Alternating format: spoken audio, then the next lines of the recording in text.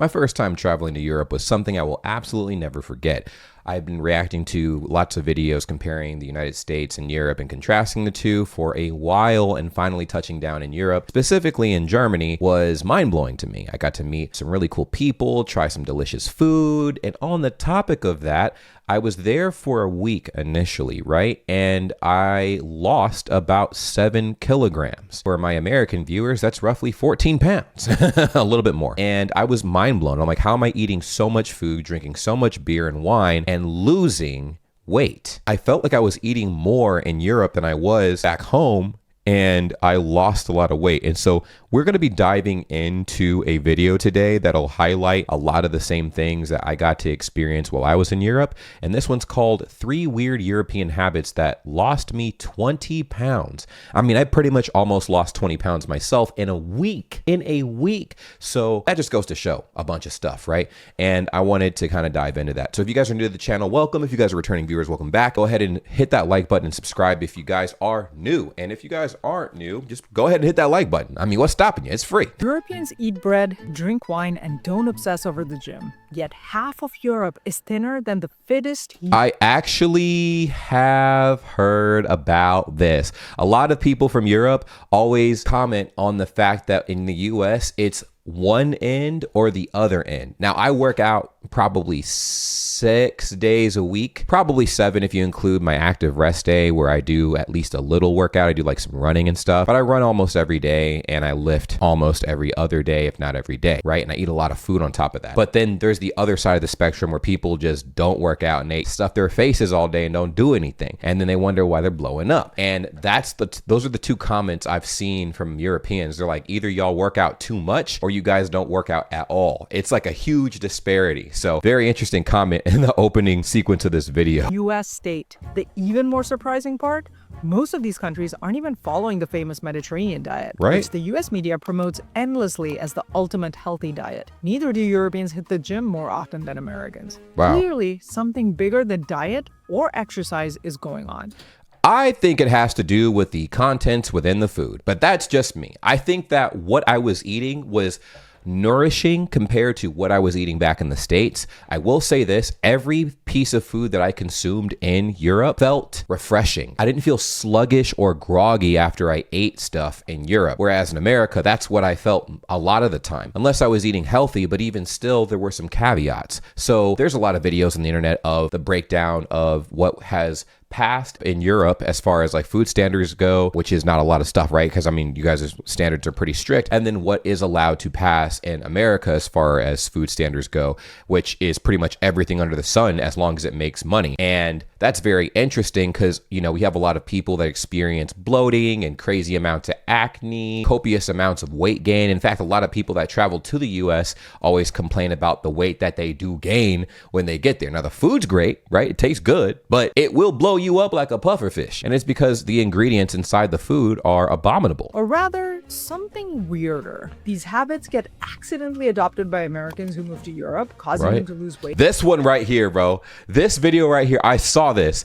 How just living in Europe made me healthy. Look at this. Dave in Portugal. I did see a YouTube short from this guy, and he went from like fat to almost buff, dude, being in Europe. Without even realizing how. I drank copious amounts of wine and beer, yes, and without really keeping track of my weight. One day I decided to take a photo and see how it compared with my US days. That's what I'm saying, bro. That's what I'm saying. And it's actually insane. Like before my trip, I looked a little chubby in the face and stuff. Even recently, you know what I'm saying, I'm a little fluffy in the face. But after the trip, bro, I had a Sigma Giga Chad jawline. I'm like, God damn. And the results were shocking. These habits don't just cause weight loss. They've caused what appears to be reverse aging in Americans after they move to Europe. Watch out, Brian Johnson. I lost weight while living in the US. My full-time job is coaching others to lose weight, and I've lived in Europe for the past 2 years. Wow. I can tell you, there's one root habit shaping this reality. Okay. The eating and walking habits people fixate on, they're just symptoms. This is why even if the Mediterranean diet or Norwegian diet or whatever is mass adopted in the US, it won't make a difference because you can't can't fix something by mimicking the symptoms. You need to start at the root. And True. you guessed it, the root lies in the quirks Americans notice in Europe. Put on your detective hat. Can you spot the common thread in these quirky US versus Europe stories? When I first got to Portugal, I'd walk around with a drink in hand, sometimes even having my lunch on the go.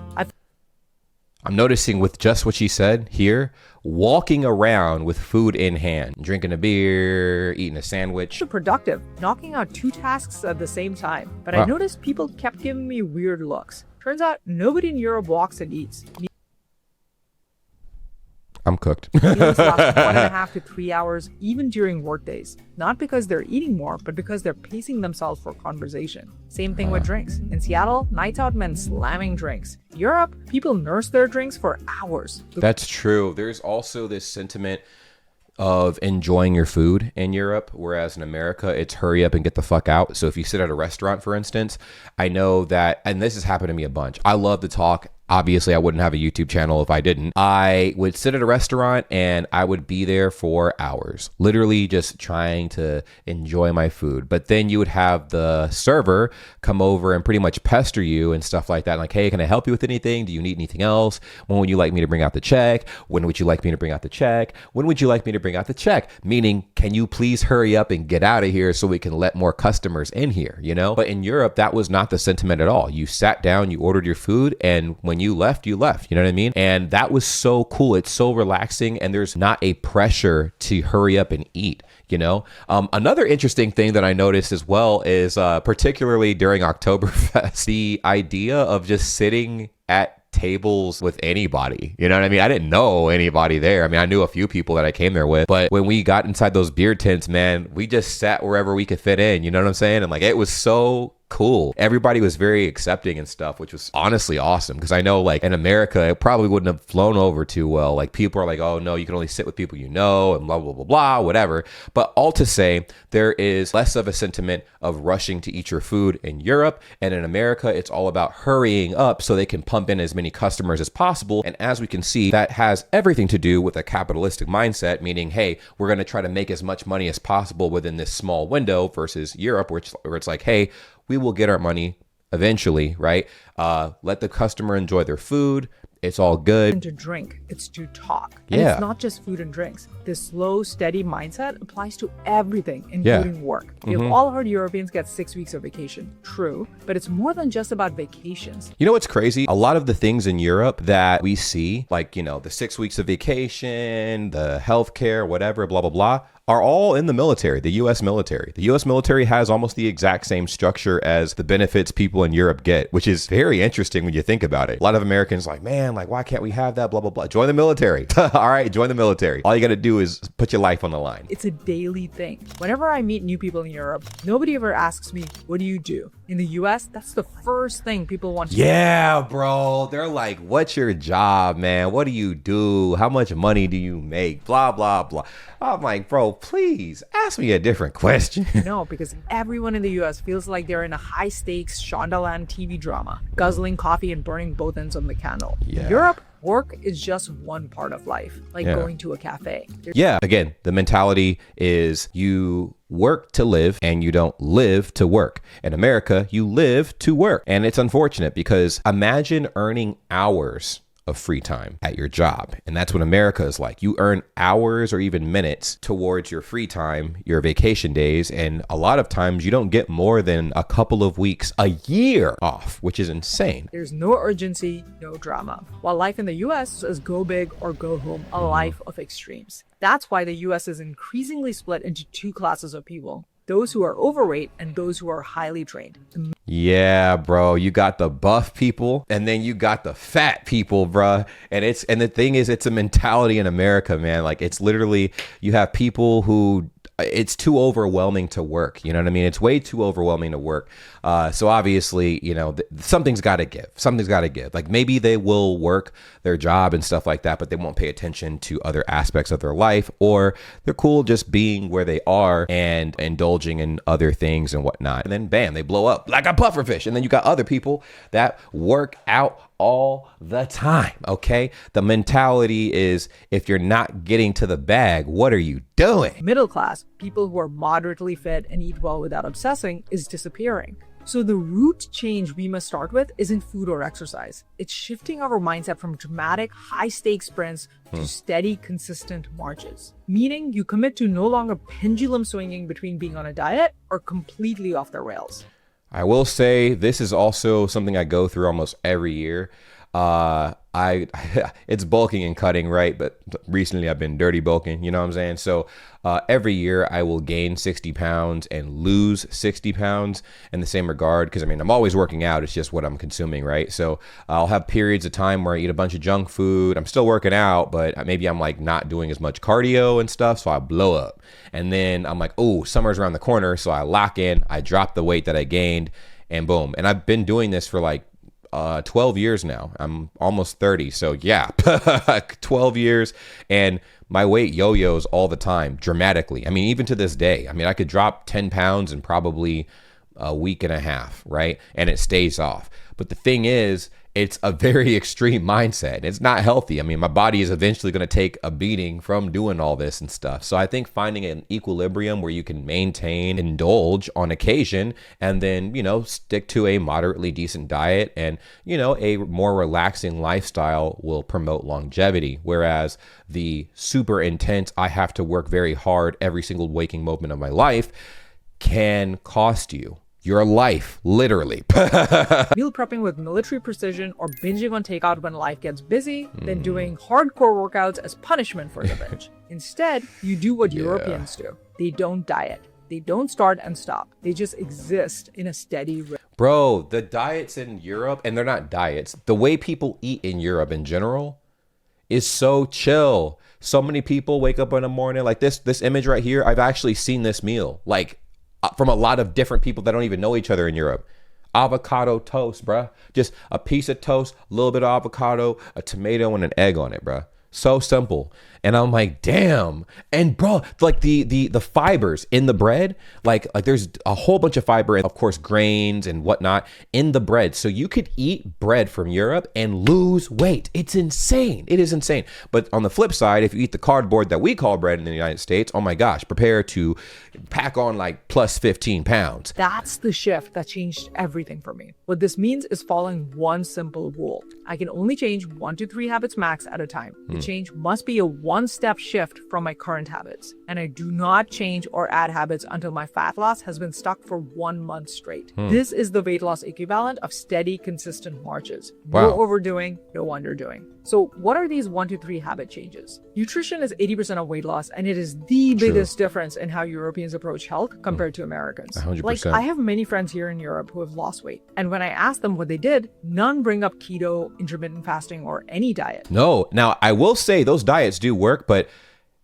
no diet is the perfect diet. Every diet has, you know, its problems, right? But in general, the way I see people eat in Europe is insane. Like it is actually, it's so like relaxing, and it will allow you to maintain a healthier lifestyle and stuff compared to the average American diet. It's insane. And then of course, what she brings up is very important when it comes to the mentality, like the very extreme thinking mentality in America. It almost like invokes a sense of anxiety that a lot of people have in the workforce. Whereas in Europe, there's not this like crazy grind mentality or whatever. And that really adds to the mindset of like, okay, cool. Like we're just chilling. We don't need to overindulge or underindulge. Surprising to me, because in the US, the first thing anyone losing weight credits is some sort of diet. Wow. So what did my European friends eat to lose weight? Starting at the root for nutrition, the why or mindset, is if you love food, eat like you love food. Yeah. Europeans eat real butter, full fat cheese, and croissants. Yes, bro. The food is real. That's the biggest thing. The food is real. I love it. Without guilt. They don't eat with a restrictive mentality where even as you're digging into that croissant, every bite is taken with guilt. Because guess what happens when you eat with guilt? You don't enjoy it. If you eat with guilt, you're unsatisfied, you get demotivated, and then you wind up like most of America, I guess, like where they're obese, and you overindulge because you're like, well, why am I even trying if I'm not seeing progress? And then you blow up like a pufferfish, and you look in the mirror one day and you're like, how did I get so fucking big? And I'm like, dude, you got to find a balance, man. Like, don't feel guilty to eat. Like, make sure you're enjoying the food you eat, and don't feel guilty about eating. You know what I mean? Like, just maybe look at the quality of food you're consuming. Because if the quality of food you're consuming is low, then yeah, there's going to be a lot of repercussions for consuming super processed food and whatnot. It's just interesting. The food regulations play a big...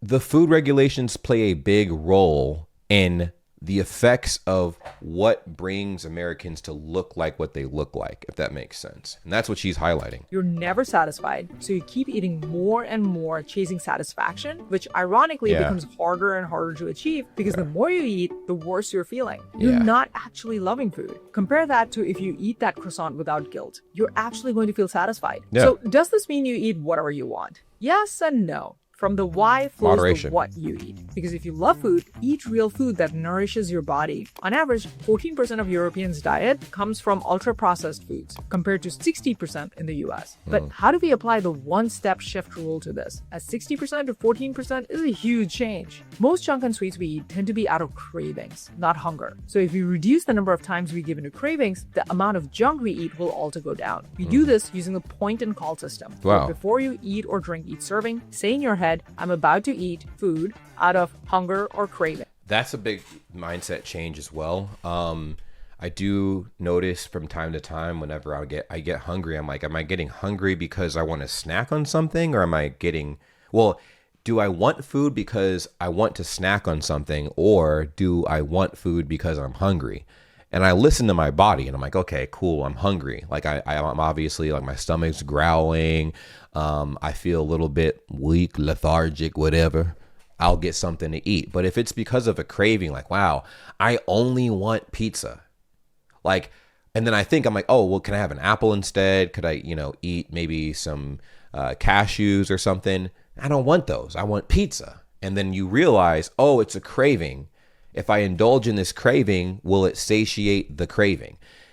And it's okay to indulge in that craving every once in a while, but if it becomes a regular thing, then you won't even appreciate the thing that you're like consuming due to the craving. You know what I mean? If that makes sense. It's weird. It's something that I had to like learn over the years. And I'm like, man, but I've also never really had a problem with my weight. You know what I'm saying? I've never had a problem. Like, again, I told you I've gained weight and I've lost weight, whatever, but I've predominantly been pretty muscular my entire life. But still, identifying what has changed my body was very important, because I do understand that other people have this issue in a very, very, very debilitating sense. It's crazy.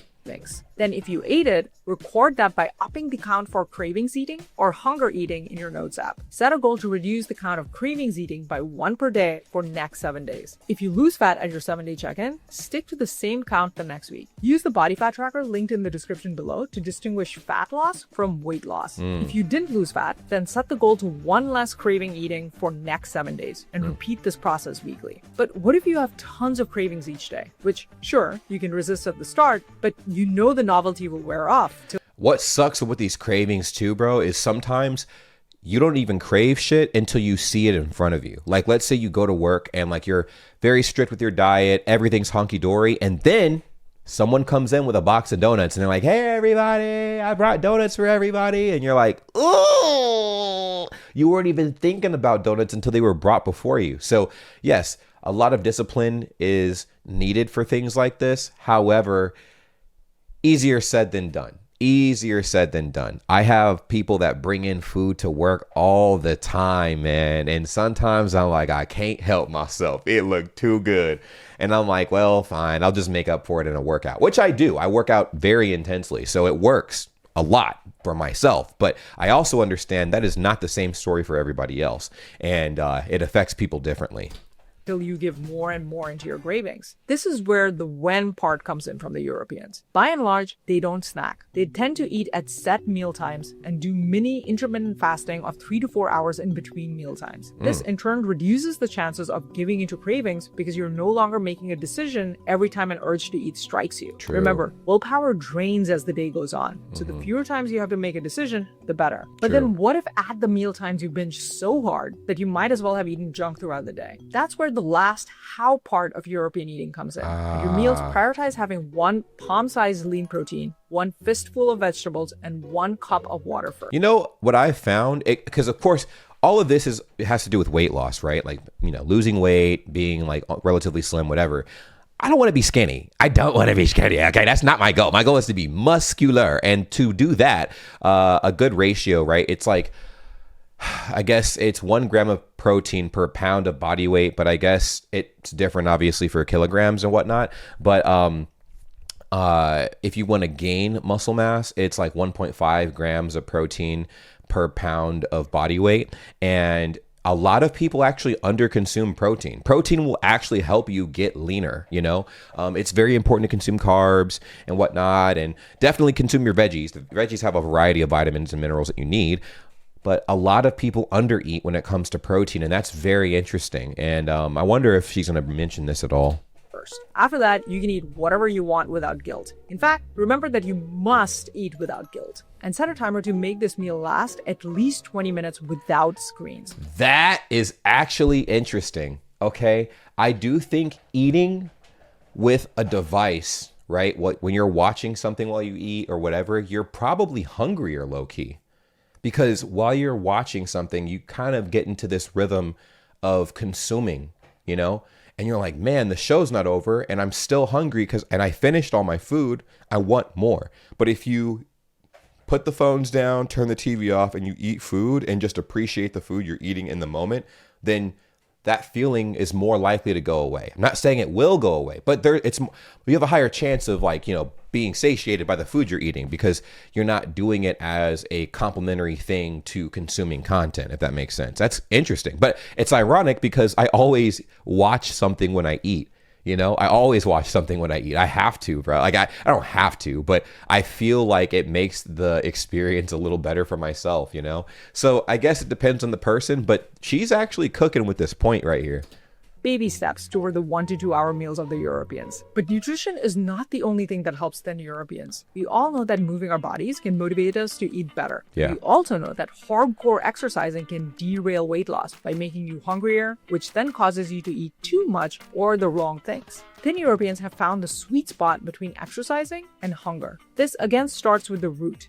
I think part of this, though, if you do work out a lot, you'll understand that what you consume affects your performance when you do work out on that level. Like I can tell if what I've consumed damaged me or didn't, you know what I mean? Based on like how I lift for that day. If I'm like benching or squatting or deadlifting or whatever, I can tell just by the food that I consumed if I have the energy to move the same weight I moved in the last gym session based on what I ate recently. Now, if I ate pretty clean, you have a lot of clean energy to work with. It's almost like fueling a car, right? If you fuel your car with the cheapest gas, you're going to get the cheapest gas results. But if you fill your car that needs premium gas with premium gas, you're going to have optimal results. And it's the same way your body works, And I don't think enough people, exercise and hit the gym in a way where they would be able to identify that. But for the people who do, they understand what I'm talking about. You know what I'm saying? But in general, I feel like that also affects your day-to-day. Like you're sleepier and a lot more lethargic and tired and whatever when you're eating not as healthy. And when you eat healthier, it's almost like taking a shot of espresso, but you're just eating clean. You know what I mean? You have more energy because your body is able to properly use what you consumed to turn it into energy and nourish your body appropriately. It's interesting. Why or mindset behind movement for thin Europeans. Here's a good story to show the difference. I used to row crew in Seattle. And so when crew I is saw intense. it in the Teju River, it caught my attention. But what really stood out to me was it was a mixed boat with men and women. In the US, it's always all men.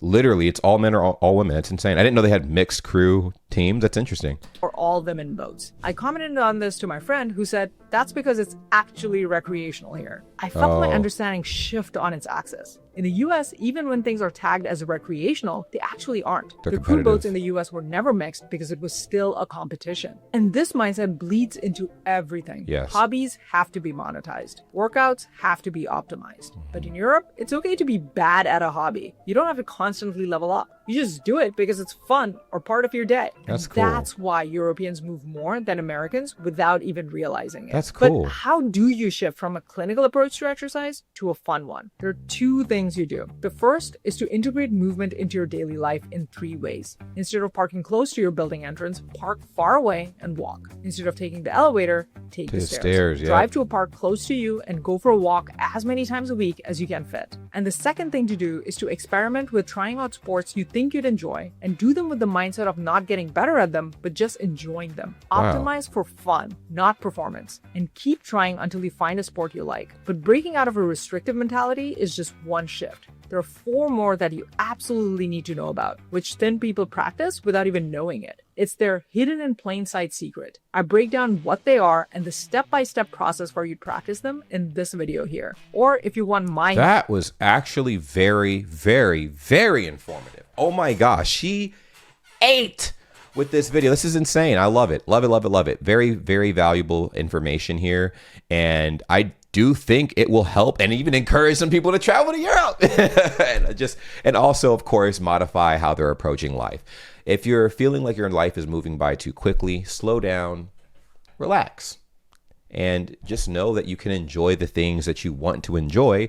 And, and you can tweak your lifestyle so it doesn't feel like you're losing time, right? And that your life is, too stressful. I mean, you can lower your anxiety with like more than half the habits she described right here in this video. It's insane. So definitely let me know what you guys think in the comments down below. I do think that America in general is highly competitive. There is an all or nothing mentality, and a lot of people fall into the all category, and a lot of people fall into the nothing category, where they're like, you know what, I might as well not even try. It's not in me. I don't have it. And then wonder why down the line they're 600 pounds in front of their TV crying because they can't get out of bed, or they need assistance from like 5 other motherfuckers. I need to get them out of bed. So let me know what you think about that in the comments down below. I will see you soon. Take care. Peace.